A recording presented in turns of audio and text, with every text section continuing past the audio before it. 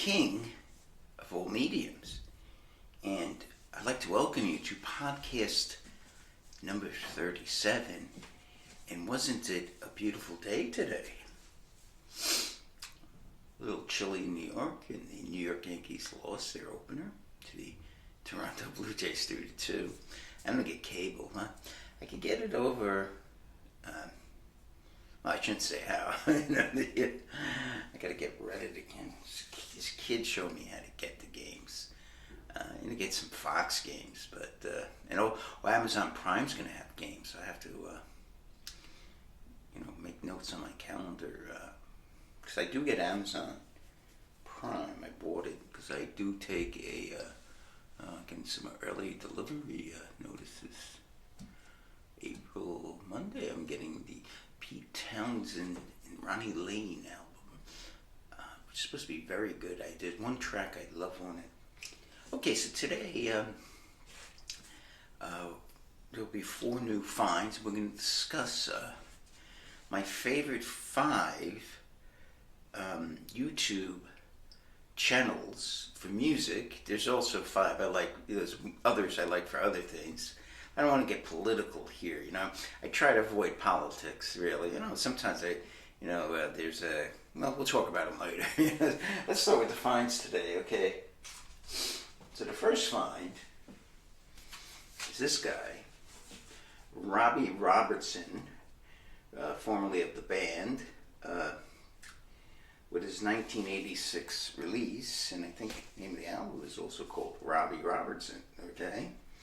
And very good album, and so I'm going to talk about it a little. So he's the principal songwriter in the band, and a lot of the members of the band didn't like him because he, especially the early, most creative period, he wrote the songs, but a lot of them said that they kind of contributed a lot on the songs, and he would just steal and write. He's kind of the A personality in the group, and Levon Helm especially didn't like him because he claimed he wrote a lot of the songs, and he didn't get any royalties. So, but in '83, he said, "I'm going to make a comeback." He went on retirement for a while, and he became pretty. He wrote some of the scores in Martin Scorsese's films. He came out with this album. And he used U2's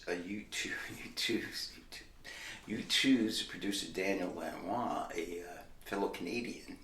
It was also pretty good.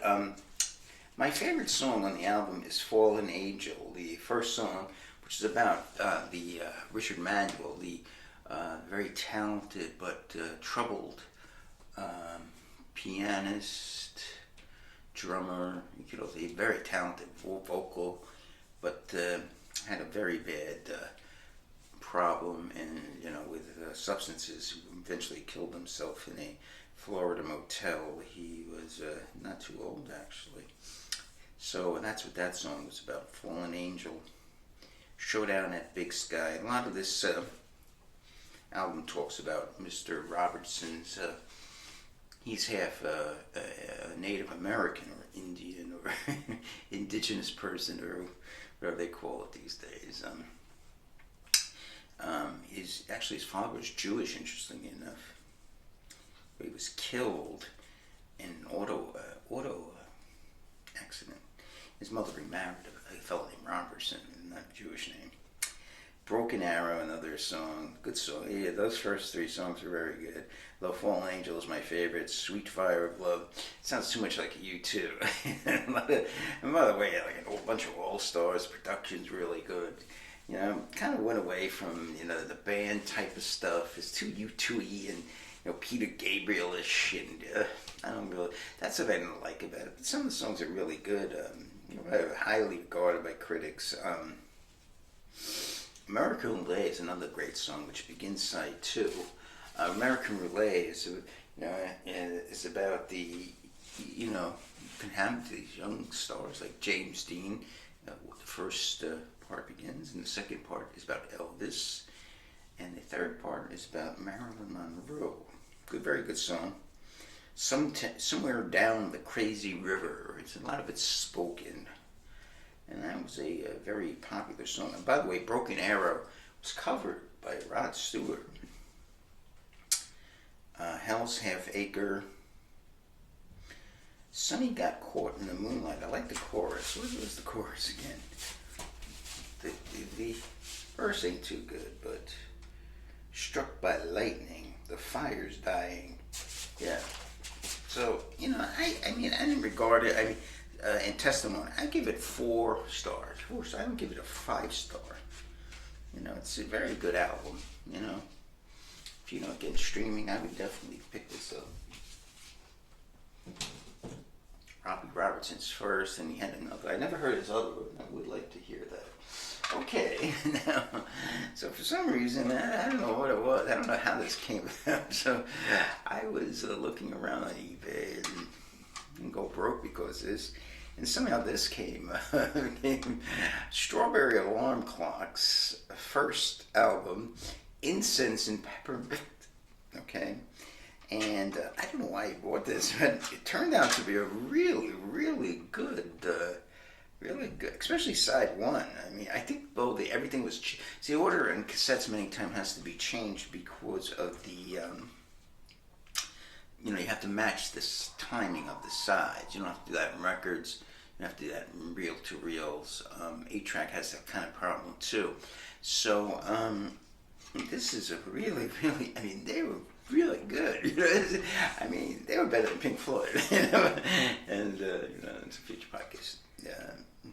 I don't like Pink Floyd. It's not that I don't like them. I think they're very overrated. They're the 60s 70s Metallica. So let's take a look at what's on it. The first song, of course, is really great. It's Incense and Peppermints. Okay, Incense and Peppermints. Okay, that is, that's a hit. I think it was in the top 10 in 1967. A lot of people think it's a one-hit wonder, but they made some really good. This song, I mean, they have the greatest hits. I mean, this album has, there's like 10 songs. It has like 6 of them, I think. Rainy Day Mushroom Pillow, okay? That's a great song. And Birds in My Tree is not that great, but Sit with the Guru, which ends one very short album, unfortunately. They didn't have much material, but the material they did have was pretty good. Sit with the Guru is a really good song, too. So you go to side 2. And again, this is not the correct order that was on the album. Barefoot in Baltimore was a good song. Now, they cover Good Morning Starshine. I think they knew the guy that wrote the song. So that's why I think it was brought to prominence by Oliver. Good Morning Starshine. Birdman of Alcatraz. There was a guy named the Birdman of Alcatraz, of course.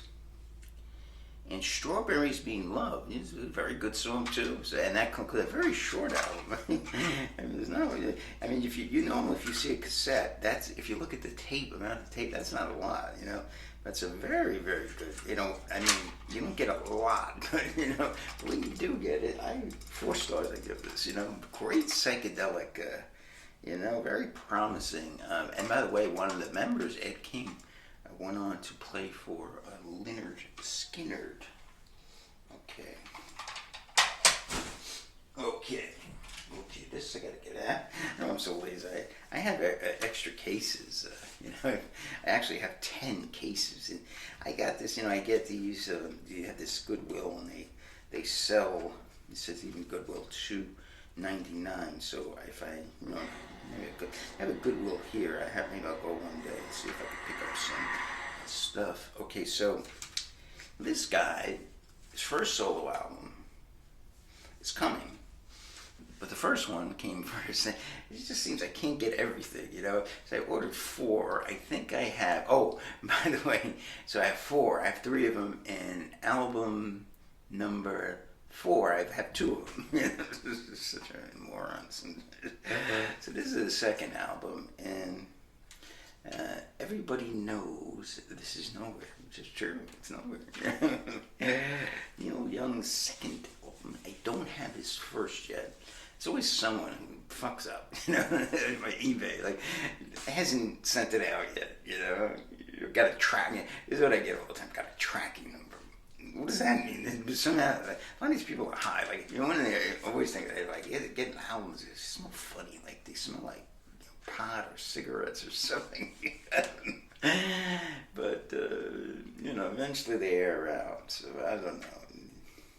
I don't know where this stuff comes from. This is like, but I get it, and I'm happy. So, all right. So Neil Young's second solo album, and this is with Crazy Horse, and this is a great, great album. Now you might compare it to After the Gold Rush, but it's a different album because it's grittier and it's different. Now is it better? I don't know. I have to listen to them both again. I got it on CD, unfortunately, but I don't know why. Maybe I should have got the vinyl. Okay, so let's talk about the tracks on it.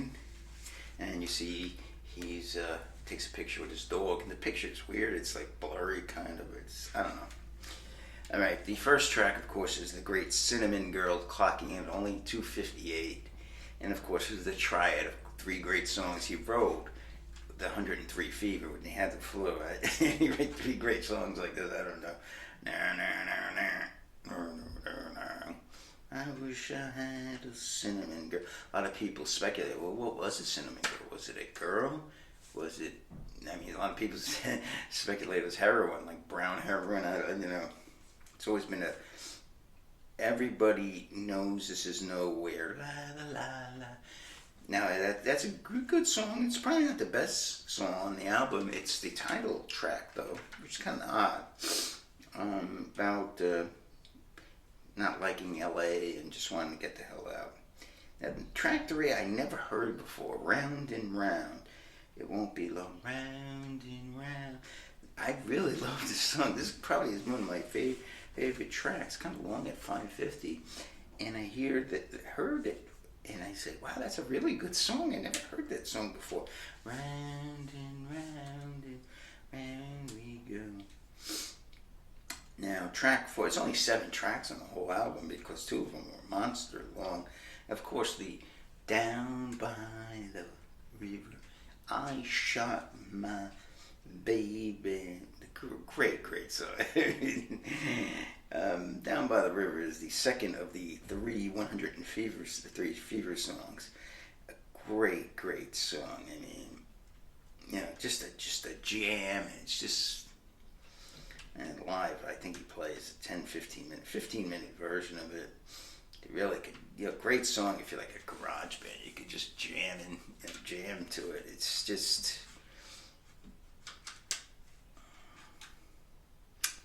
The Losing End, I like. It has a nice, the verses, it's good. The chorus is pretty good.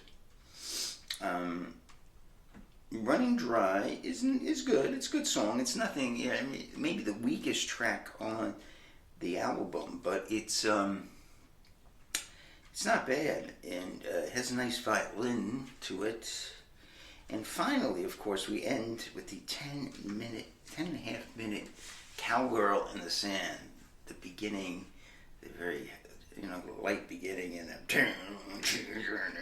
then it just starts, and, this is one of the greatest songs of all time, his Stairway to Heaven, and, so the 3, Cinnamon Girl, Down by the River, and Cowgirl in the Sand, he wrote with 103 Degree Fever, and, I always heard these on Decade, but I'm glad I got the album. It's a great album, and it's a must-have. Neil Young is a special artist, many people, how do you compare him with Dylan and Simon? And to me, he's better than Springsteen easily. So, then you got to say, how does he get in that? I think his production after those first 4 albums, though, kind of dipped. So I think Simon is probably the best of the 4, And Dylan, he wrote some great songs, but as a performer, I don't think he's the greatest. Okay, the final of the 4 finds is Steppenwolf's self-titled debut album, okay? And the 5 members, Goldie McJohn on keyboard, great keyboardist, Michael Monarch on guitar, lead guitar, John Kay on rhythm guitar, what's his name? Edmonton, Jerry Edmonton on drums. And who am I missing? Nick St. Nicholas on bass. Okay, a lot of pseudonyms there, but a lot of non-real names. John Kay, I don't think any of those names are real. Maybe Michael Monarch was real. Alright, so what's on this debut album? Sukke, sukke, sukke, sukke, sukke, su. That's how it begins. I didn't write that. Everyone's next one, kind of meh. Barry Rides Again is a song written by John Kay. Chuck Berry. It's a pretty good song. Hoochie Coochie Man is a Willie Dixon cover. It's pretty good. And of course, song number 5, Born to Be Wild. Okay, so that was actually written by Mars Bonfire, who is a motorcyclist, but it's actually Dennis Edmonton, or Jerry Edmonton's brother. And by the way, that's not their real last name. I think they were from Canada, or Edmonton, but I don't even think they were from Edmonton.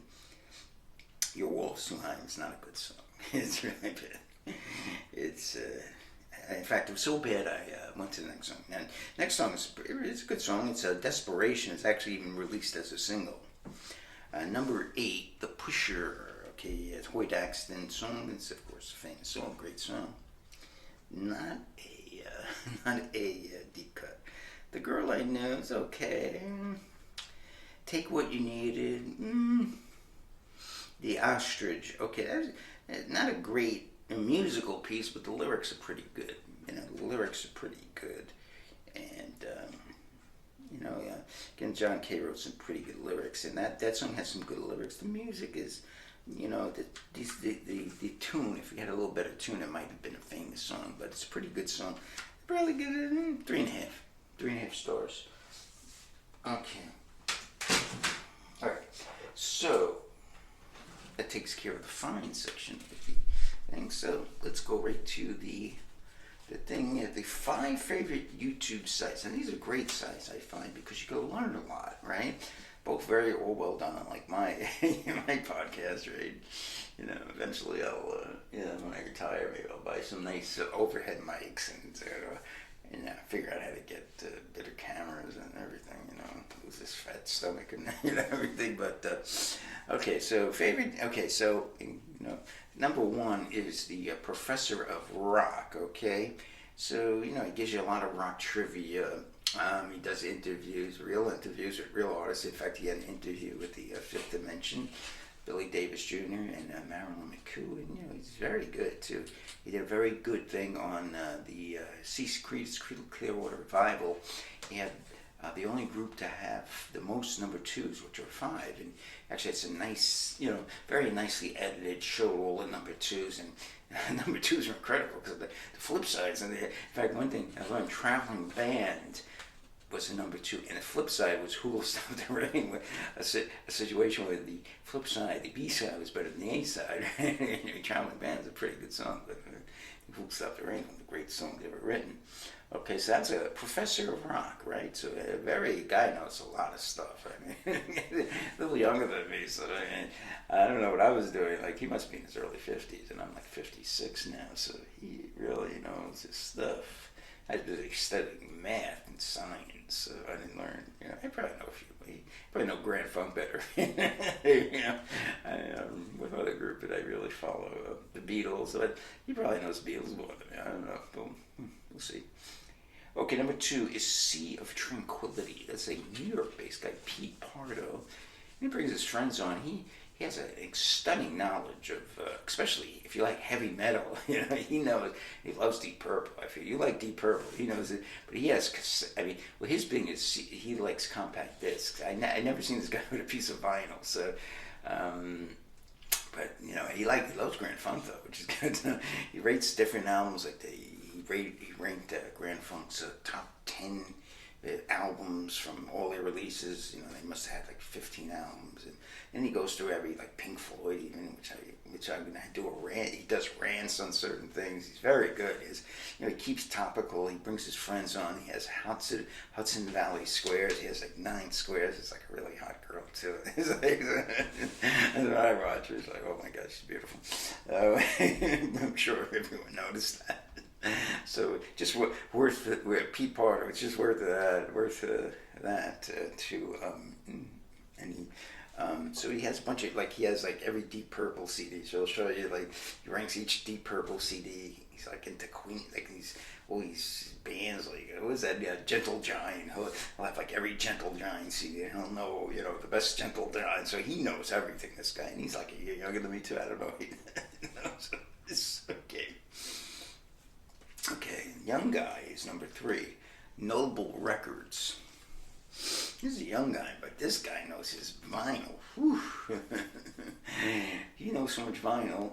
He bought a record store. He buys collections. This guy's really, he's really got his, and so he bought his own record store. He tells you what's the best values in vinyl, most records sold by any group. But he loves vinyl. He had so much that this guy's like in his late 30s. I don't even that old. And he has his own record store. He loves vinyl so much, I think he's from North Carolina, and he's all about vinyl basically. That's number 3. Noble Records, Noble. If you can see my terrible handwriting, right? So the first, again to review, Professor of Rock, Sea of Tranquility, and Noble Records. 4 is probably my favorite. Again, these are probably not in any order. Is Tech, Teechmoan, Moan. Fell out of England. And this guy, now he's the true king of all mediums. I kind of got the idea, this guy checks out everything, but he's even gone beyond, audio. He's gotten into toasters, like other different gadgets, He had a mini dishwasher. He checked it. I don't think I need that, though. I don't have many dishes. I'm a single guy, incel. You don't have many dishes. So he's real Tecmo. So when I see he did it, like I want to get a reel to reel. So I typed in a reel to reel, and he popped up. But then I got really involved. So he's really good. Tchmoan, Tecmo. And finally, the last guy, Rick Beato. Beato, Rick Beato, and he's more, if you're interested in the actual music itself, okay, and one of his real things is, why is this such a great song? And he kind of explains it from a musician's point of view, a very talented guy, so he actually takes a musician's point of view. And I know a little bit, because I used to play guitar a little. I know my A minor chord and D chord, I actually have instruments, I just got I have a electric piano. It's still in the box. I have to get a table for it. I hate tuning instruments, it's my big thing. The little thing, I don't have the ear, it'd be tuned to D and E, and oh my God, I have my iPhone, I have a tuner on my iPhone, so I could use that, but I have, I could probably learn a couple of songs. It'd be nice. It's, again, that's what I do to keep myself, again, I was talking about this in an early podcast, why am I not drinking? Why am I, because I'm not depressed. Why am I not depressed? Because I have tons of things I can do. I say, oh, what am I going to do? Hey, why don't you get a table and, start opening your electric piano. And I have an electric guitar, I have an acoustic guitar, I have an acoustic bass, and I have a drum machine. So I even have a 4-track digital. It's going to put together All Along the Watchtower. I used to know how to play that. I used to even play, the lead. My friend said you sound a little like Robert Fripp. I have a Frippian type. He even said it looked like him. I do look a little like Robert Fripp.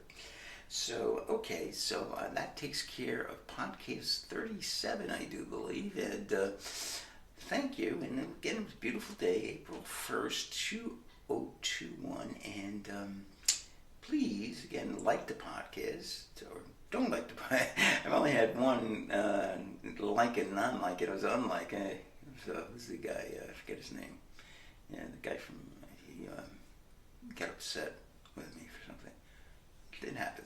I'm a guy, not a likable person. Just one guy that no one likes. So, like the podcast, or don't like it, and comment, please. Please comment. Whatever you want to say, I'd love to hear from you. It keeps me motivated to keep doing these podcasts. So, have a great one. Take care.